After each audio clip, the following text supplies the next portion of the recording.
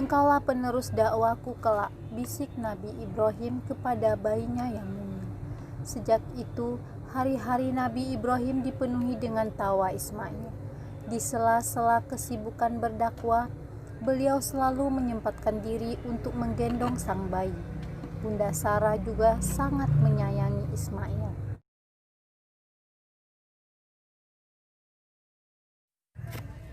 Nabi Ibrahim tersenyum mendengar perkataan itu. Bunda Hajar pun membalas senyumnya. Namun adik-adik tersayang, Nabi Ibrahim adalah suami yang lembut.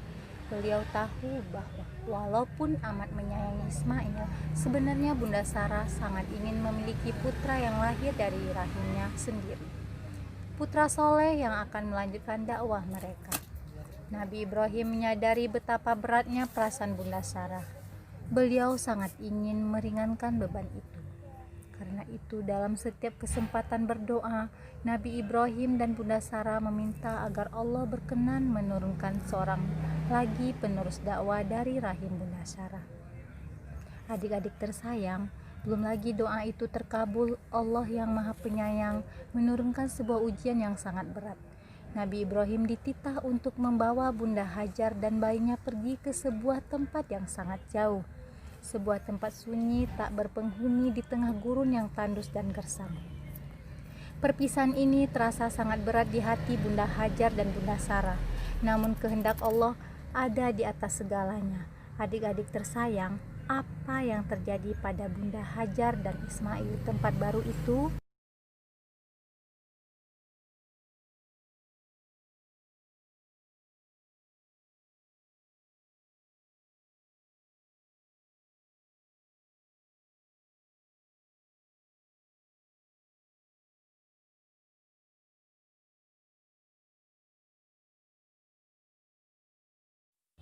Sumur Zam-Zam.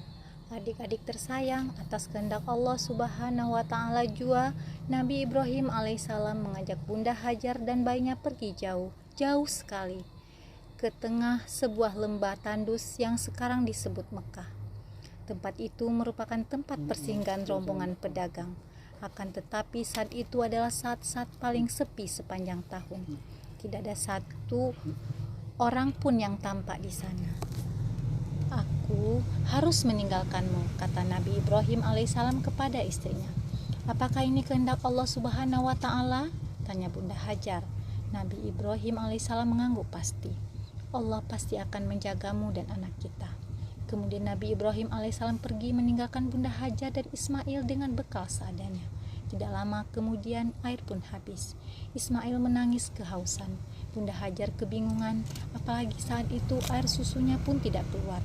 Kemana ia harus mencari air di tempat setandus ini? Bunda Hajar berlari ke puncak bukit terdekat. Ya Allah, hindarkan kami dari mati kehausan. Berikanlah kepadaku jika di sisimu ada air. Namun tidak dilihatnya sumber air. Beliau pun berlari ke puncak bukit sebelahnya dengan dada berdebar penuh harap. Akan tetapi tidak juga terlihat air. Hanya pasir dan pasir di mana-mana. Begitulah adik-adik tersayang, Bunda Hajar berlari bolak-balik antara Bukit Safa dan Marwah.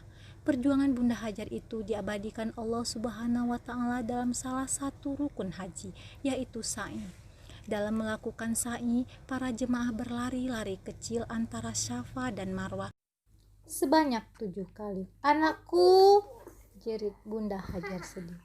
Paling lama, esok dia dan bayinya akan mati kehausan. Akan tetapi adik-adik tersayang, Allah Maha Kuasa.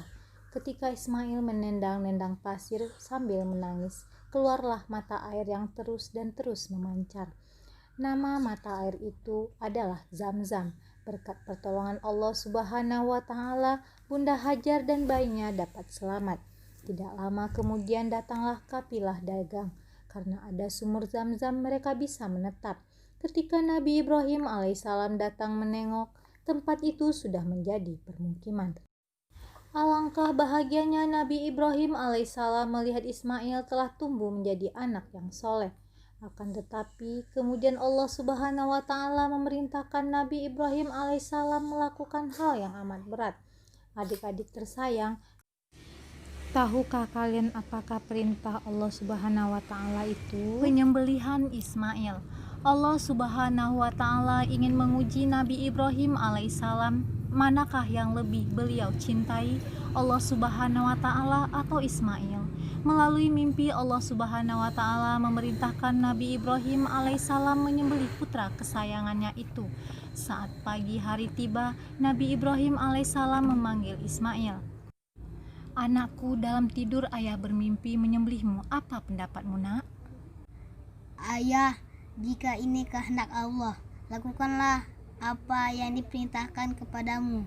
Jangan takut, ayah. Insya Allah aku termasuk orang yang sabar. Nabi Ibrahim alaihissalam memeluk Ismail erat-erat dengan penuh haru. Ayah mencintaimu, nak. Ayah bangga kepadamu. Adik-adik tersayang, Nabi Ibrahim alaihissalam membawa Ismail jauh dari rumah. Ketika sampai di tempat dia akan disembelih, Ismail berkata, Ayah, jangan ragu. Lakukanlah perintah Allah Subhanahu wa Ta'ala ini. Kalau ayah menyembelihku, ikatlah aku kuat-kuat agar ayah tidak terkena darahku. Aku takut darahku mengotori bajumu sehingga pahalaku berkurang. Ayah, jangan ragu jika melihat aku gelisah. Karena itu, tajamkanlah parang ayah agar dapat memotongku sekaligus. Telungkupkanlah wajahku. Ayah, jangan dimiringkan. Aku khawatir ayah bisa melihat wajahku dan merasa iba sehingga ayah jadi ragu melaksanakan perintah Allah. Kalau ayah merasa bajuku dapat menghibur ibu, berikanlah baju ini kepada ibu. Anakku, bisik Nabi Ibrahim alaihissalam. ketabahanmu menguatkan ketabahan ayah. Adik-adik tersayang, ketika Nabi Ibrahim alaihissalam akan menyembelih putranya, Allah Subhanahu wa Ta'ala mengganti Ismail dengan seekor domba yang besar disertai panggilan. Hai Ibrahim, kau sudah melaksanakan mimpi itu. Nabi Ibrahim alaihissalam dan Ismail bersujud penuh syukur. Mereka telah membuktikan bahwa mereka amat mencintai Allah Subhanahu wa Ta'ala melebihi segalanya.